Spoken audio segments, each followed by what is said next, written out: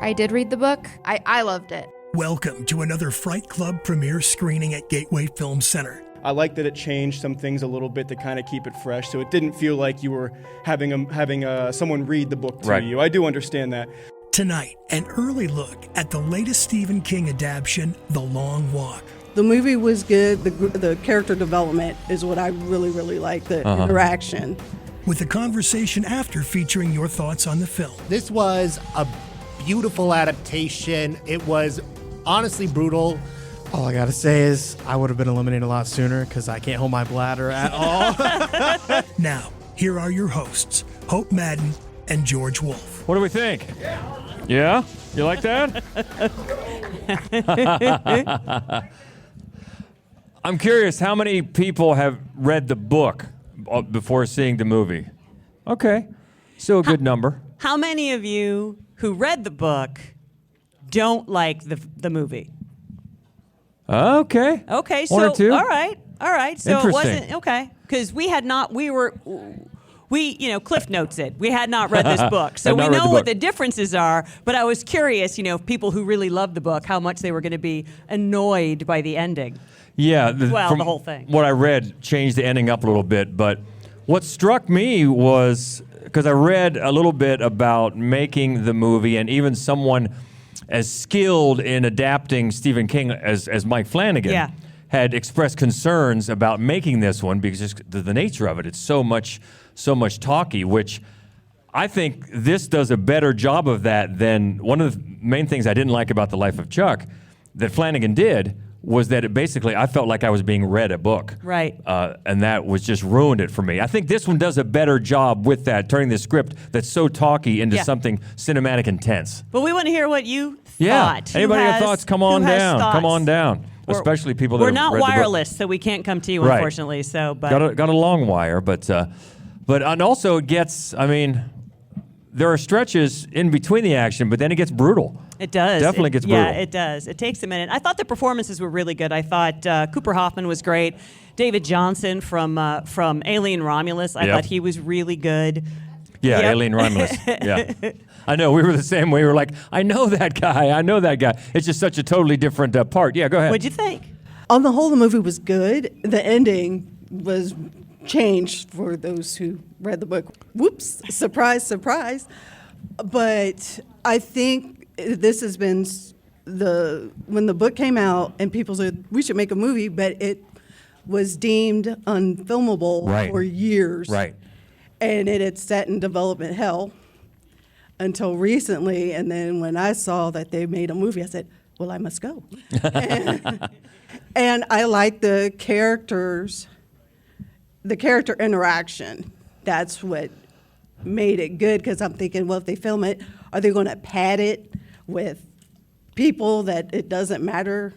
They left some stuff out, like with, I think there was a scene in the book where there were these girls and they had broken up watermelon and was throwing it or so at the walkers, and the people really couldn't do anything. But on the whole, the movie was good. The character development is what I really, really like, the interaction. But the ending, yes, it was changed. Some people would say that was a little too pat. So I would definitely, out of 5, I would give it maybe 3.75 stars. Okay. All right. Good to know. All right. That's good. What about you? It's one of the better movies I've seen this year. I have not read the book. Makes me want to read the book. You gotta read the book. And quite honestly, did anybody win The Long Walk? Well, That's a good question, because that's what. Oh, I'm sorry. Yeah, go ahead. I've been trying to organize my thoughts about this movie. I just recently read the book for the first time, and I actually am a horror writer. Stephen King got me into horror writing in the first place. And honestly, this was a beautiful adaptation. It was honestly brutal. The original book is basically a metaphor for the Vietnam War. I think this is like a metaphor for modern day America in some ways, and I think that's why they made the change in the ending. All the other changes I didn't really comment on personally, but that one, I'm going to have to think about that, because I want to think about what that it's saying for modern day America. So yeah, I definitely like this movie, and I'll probably watch it again, and I'll definitely be thinking about it for a while.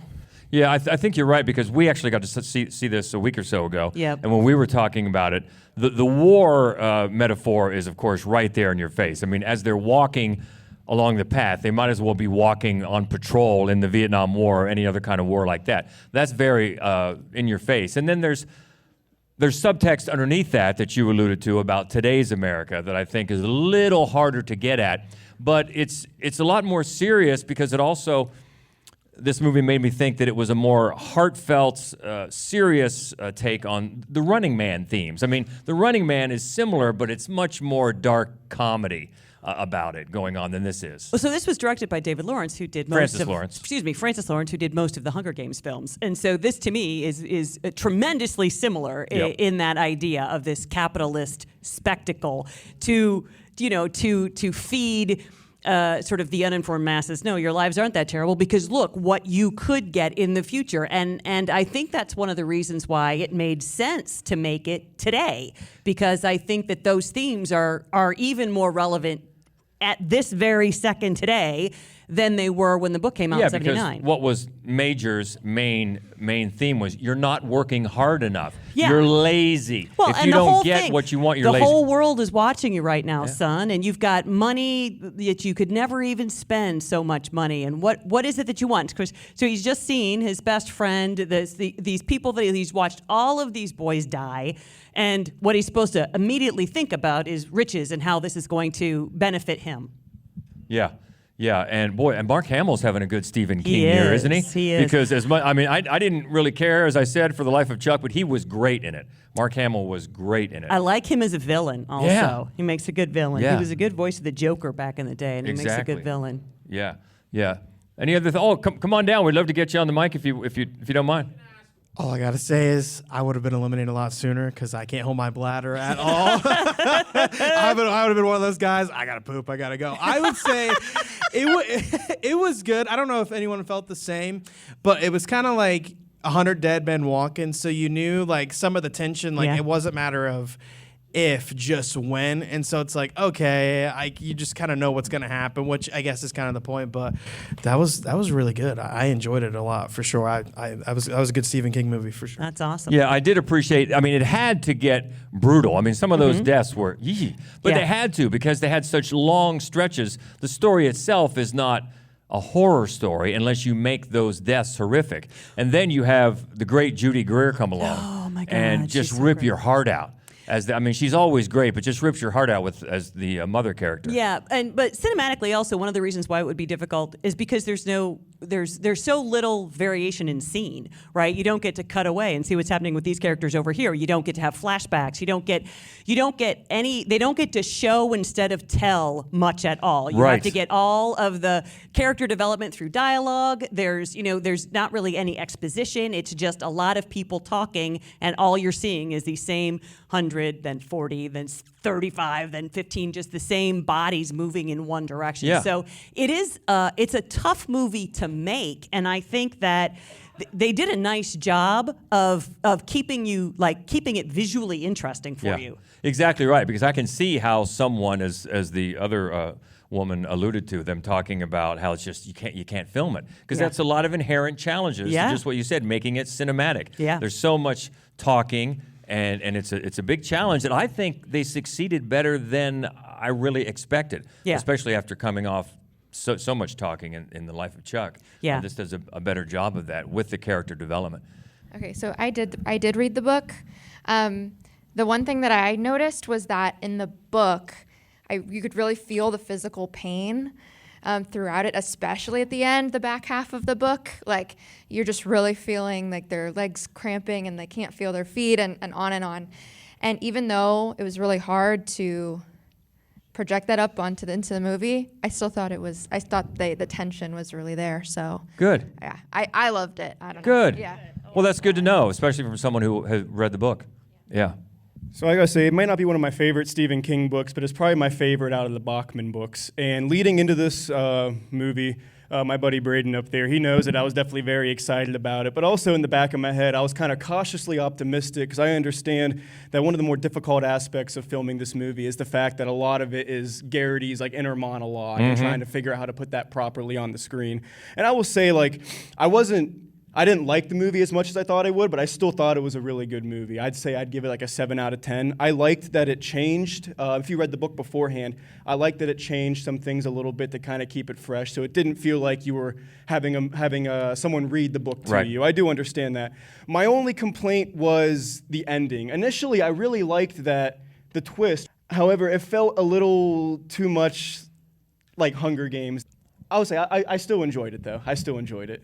Good. I'm glad. I do want to call out J.T. Molnar, who adapted the screenplay and who wrote and directed Strange Darling, which, if you haven't seen, is great. It's a great horror thriller. Yeah, really like Strange Darling. And I think that he did, a good job of translating an inner monologue into actual dialogue, so that because that's really hard to do too. Yes. And I just think. I love Cooper Hoffman. Like, I want to love Cooper Hoffman because he's Philip Seymour Hoffman's son, and Philip Seymour Hoffman is my favorite actor of all time. And I'm happy to report that so far I still always love Cooper Hoffman and everything. So that's a plus. Yeah, he's really good here, and the chemistry between Hoffman and David Johnson is so good. Really good. Yeah, I think really so good. too. Yeah. So I did read the book, and I had myself convinced at some point during the movie that McBreeze was not a real character, that he was only there to serve a purpose to make Ray understand the important things in life, and the reason he was, the hidden reason that he finally revealed was the wrong motivation, and to kind of turn him and get him to understand what the real answer was. Okay. And so I kind of expected that, the yeah. ending to be that the two of them would be walking along, and then all of a sudden, McBreeze would just disappear, and Ray would be there by himself as the winner. Yeah. But it Honestly, didn't work out that way. what I expected, having not read the book, was there to be no prize, like The Running Man, where you find, oh yeah, they're on vacation somewhere, as winners. That's what I expected, but that would just, I guess, be too much. Yeah, there was a decent amount of tension for people like us who didn't already know whether that's going to happen. You don't. It's not already pretty much decided. You don't feel that way. The way the movie has gone up until then, that yes, I know what's happening here. So yeah, I think all in all, a pretty good adaptation, and it's good to hear. I think most people are liking. I don't think anyone left hated it, did they? Well, if anyone? they did, they left soon. I know. I saw one or two people, I think, maybe early on, shaking their head Well, no. the first thing I heard was I came in was, that sucked. So Oh, really? somebody really didn't like it. Yeah. Oh, I didn't hear that one. Yeah. Okay. All right. Well, that's why they wanted to get out of here. It's going to happen. Yeah, it's going to happen. Yeah. But I'm terrible at picking what's going to be a hit. But I think this will do well. I think so. I think it's going to get some decent word of mouth, and I think it'll do well. Yeah. But God knows I've been wrong about that before. But thank you guys for hanging around, for thank watching you very the film. much. Oh, And is there one up there? just saying, hey, Oh, okay, okay. appreciate that. We'll get this edited and the podcast up here in a few days or Yeah. so, and you can find it on all the normal podcast apps, and also madwolf.com is our website, and Mad Wolf Columbus on the socials. That's By right. the way, if you don't know and you're a horror fan, next month, right here at the Gateway Film Center, is one of the best horror film festivals in the world. Yes. It's called Nightmares Film Festival. October 16th to the 18th.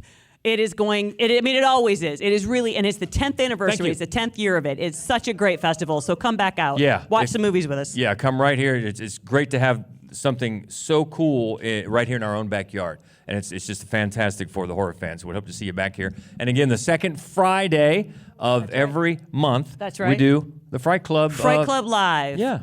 A week from Yay. Friday, we're going to show Jennifer Reeder, Columbus's own Jennifer Reeder's Knives and Skin, which is a great movie. We're going to show a short film before that. It's about 3 minutes, bloody puppet fun called Fun, and then we will do a podcast on the best back-to-school horror movies. Okay. Thanks again for coming out. Thank Enjoy. you. Have a great rest of the night. And she is Hope Madden. He's George Wolf. And this is the Fright Club podcast. Stay frightful. Stay frightful.